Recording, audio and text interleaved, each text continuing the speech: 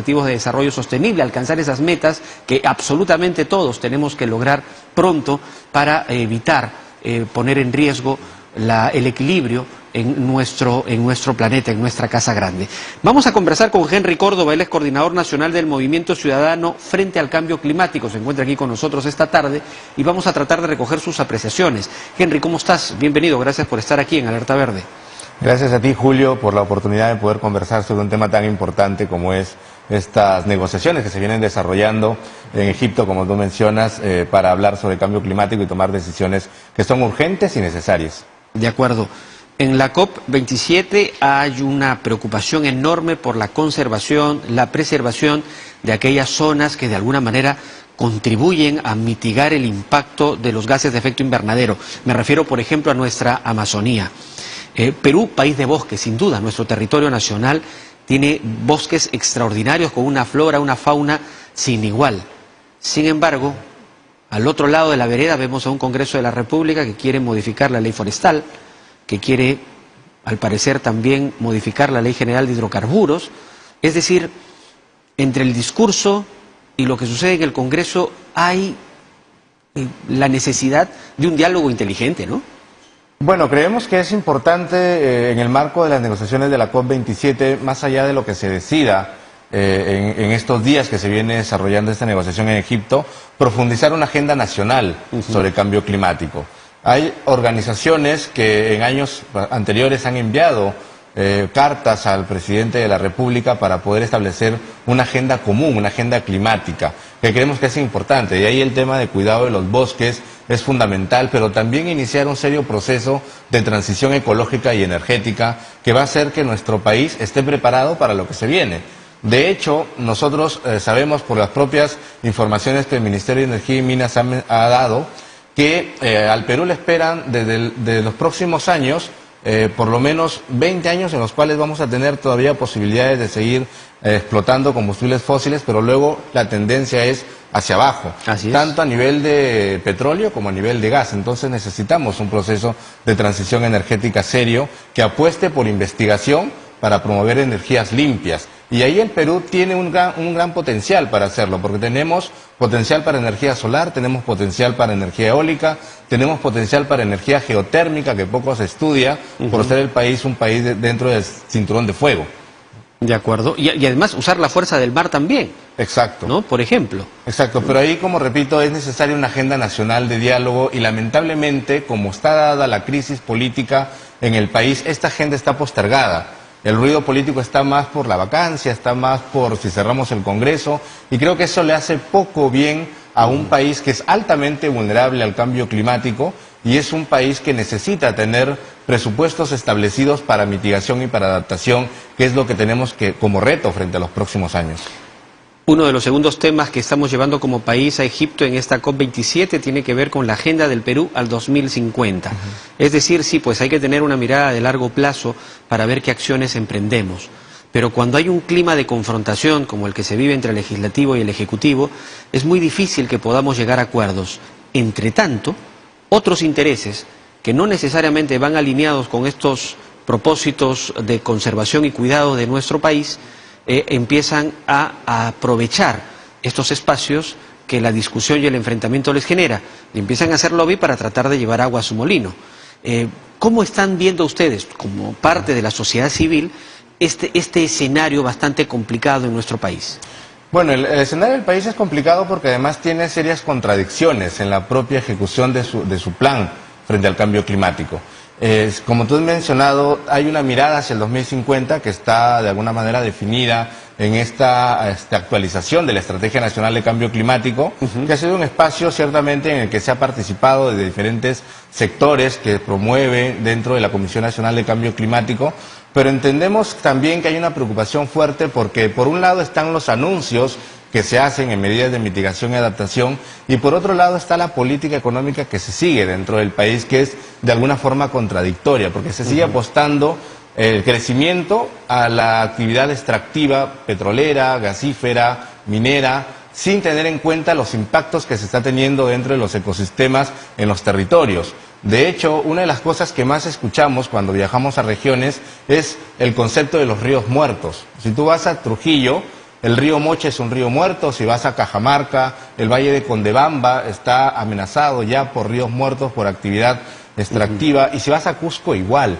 Entonces, lo que vamos a tener en los próximos años es una alta concentración de ecosistemas debilitados, de ecosistemas que empiezan a desaparecer y que en esa lucha frente al cambio climático son los que tendrían que tener una respuesta importante. Y es por eso que parte de la agenda nacional pasa por la remediación de los ecosistemas afectados, pasa por la protección de los ecosistemas que todavía están dando servicios ecosistémicos. Y en el tema de Perú, país de bosques, ahí es importante que el país defienda dentro de las negociaciones de la COP las alianzas estratégicas para el cuidado de la Amazonía, por ejemplo. Ya la COICA y otras organizaciones indígenas de Latinoamérica han hecho un llamado para que se proteja el 80% de la Amazonía hasta el año 2025. Porque si seguimos al ritmo de deforestación que estamos teniendo, por ejemplo, que es un ritmo de 150.000 hectáreas por año de bosque deforestado en el Perú, y en Brasil, imagínate, es mucho más todavía preocupante el escenario, la Amazonía va a terminar siendo una sabana dentro de 30 o 40 años, como ya lo han anunciado algunos científicos dentro de nuestra región. Entonces, eso es lo que tenemos que entender, que hay una preocupación alarmante. Y lo que tú mencionas sobre los lobbies es bien preocupante también, porque, por ejemplo, mientras se desarrolla una estrategia nacional de cambio climático, en el Perú la Sociedad Nacional de Hidrocarburos y otras instituciones que buscan justamente que se siga apostando por una actividad económica basada solamente, y digo solamente porque creemos que se puede diversificar la renta productiva y la propuesta productiva del país, pero si la basamos solamente en actividad extractiva, vamos a seguir teniendo casos de ecosistemas impactados. Y en ese escenario actúan en el Congreso de la República. El 2019, por ejemplo, se quiso hacer todo un proceso para actualizar y tener un nuevo proyecto de ley, de la Ley Nacional de Hidrocarburos, que buscaba acrecentar las concesiones por hidrocarburos de 60 a 80 años. Terrible. Entonces, eso era preocupante porque precisamente el mundo estaba caminando hacia una alerta de dejar los combustibles fósiles bajo tierra. De hecho, ahora hay países que en la COP27 están pidiendo que se firme un tratado de no proliferación de combustibles fósiles como una forma de complementar el Acuerdo de París. Y sin embargo, en la propia COP27, un reporte del día de hoy nos dice que hay casi 636 representantes en la COP27 que son parte de compañías petroleras en el mundo. Entonces, en la COP26 hubieron alrededor de 550 más o menos. Ahora hay 636. Definitivamente hay toda una lucha dentro de la propia COP para definir lo que el propio secretario general de Naciones Unidas ha dicho en su discurso inaugural de la COP27. Estamos en un momento en que tenemos que hacer como sociedad, como humanidad, como especie, un acuerdo para sobrevivir o para ir por el camino contrario, que es la extinción. Y eso lo ha dicho el propio secretario general de Naciones Unidas. Y como decía el presidente Petro, no podemos seguir pensando en que el desarrollo económico e industrial sería la vía para resolver el problema que hoy padecemos. Claro, es que ahí hay un tema de enfoque también, ¿no? Porque durante 200 años, desde que se inició la era industrial, la humanidad ha seguido el discurso del crecimiento, que ha sido importante, pero creemos que también ha generado esta situación de crisis climática en que nos encontramos ahora. El enfoque que debemos defender ahora es cambiar esa visión que tenemos de humanidad como los destinados y los designados para someter la naturaleza. Y eso es algo que nos han metido en la cabeza durante 200 años, ¿no? La humanidad está destinada a someter la naturaleza, a explotarla, a beneficiarse de ella, y creo que ese enfoque tiene que cambiar. Y estamos todavía a tiempo de cambiarlo, por un enfoque que nos devuelva realmente nuestra posición dentro de la naturaleza. No somos una especie por encima, sino somos una especie parte del conjunto de especies que habitan el planeta y que tenemos que entender que es la única casa común que tenemos. No existe un planeta B, como es una de las arengas que se viene dando en la COP27. Es el único planeta en el cual podemos vivir ahora y en los próximos siglos, ¿no? Entonces, si lo llevamos al ejemplo de nuestra casa, porque claro, vivimos en la casa grande, pero si miramos la casa pequeña, ahí nos damos cuenta que si nos consumimos todos los alimentos que hay, ¿no?, en las despensas, mañana no tendremos que comer. Y si empezamos a agotar todo el agua que tenemos, nos vamos a morir de sed. No vamos a tener cómo mantener una vida sana. Y así por el estilo. Eso es lo que le estamos haciendo a nuestro planeta y pareciera que todavía no tomamos conciencia. Un tercer pilar sobre el cual se apoya este discurso de la delegación peruana al menos, tiene que ver con la necesidad de un protagonismo, de un activismo más claro de parte de los jóvenes. Jóvenes que entiendo ya tienen una mirada y entienden perfectamente la importancia del desarrollo sostenible, por lo menos como concepto. Es más, hay manifestaciones y expresiones bastante claras de exigencia para dejar de mirar el crecimiento económico como el único bastión sobre el cual tienen que girar todas las políticas públicas, sino que por otro lado hay que mirar al planeta, a nuestro espacio, a nuestro ambiente, como parte de nuestra forma de relacionamiento en la sociedad y no solamente como una caja de producción de recursos. ¿Qué tanto hemos avanzado en ese sentido?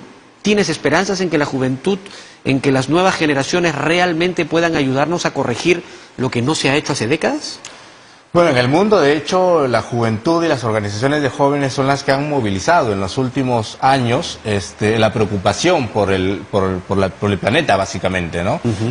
Recuerdo mucho la participación de Greta en Naciones Unidas cuando encaró a los líderes mundiales y les dijo cómo es que se atreven a hacer con el planeta y a dejarnos a nosotros los jóvenes un planeta con una temperatura ya por encima del 1.1 grados centígrados, que significa ya los impactos que nosotros estamos viendo, los huracanes que cada vez son más violentos, los climas que cada vez son más extremos, las olas de calor en Europa, las olas de friaje en el sur, y que por ejemplo en un país como el nuestro son bastante sentidas las olas de friaje para nuestros hermanos y hermanas en regiones como Puno, como Cusco, como Abancay. Huancavelica, Purímac. Exacto, entonces esa misma impresión es la que miles de jóvenes también están diciendo acá en el Perú y que se están preocupando. De hecho, hay colectivos de jóvenes que están actuando ahora mismo, por ejemplo, en San Martín de Porres, en una preocupación por el río Rímac, ¿no? Por ejemplo, colectivos de jóvenes que están también promoviendo el tema de la agricultura ecológica en una ciudad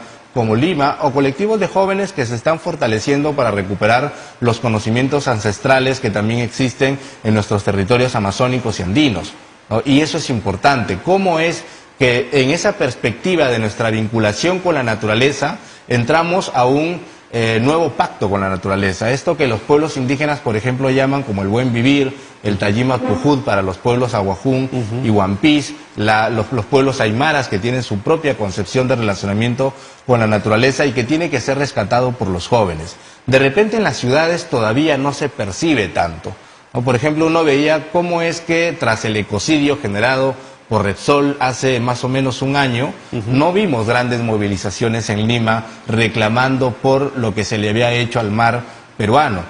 Y tampoco vimos cómo es que se relacionaba el ecocidio generado por Repsol en el mar de Ventanilla con los 40 años de derrames petroleros que hay en la Amazonía, con 50 años de derrames petroleros que hay en la costa norte del país, afectando el trabajo y la actividad de los pescadores artesanales, por ejemplo.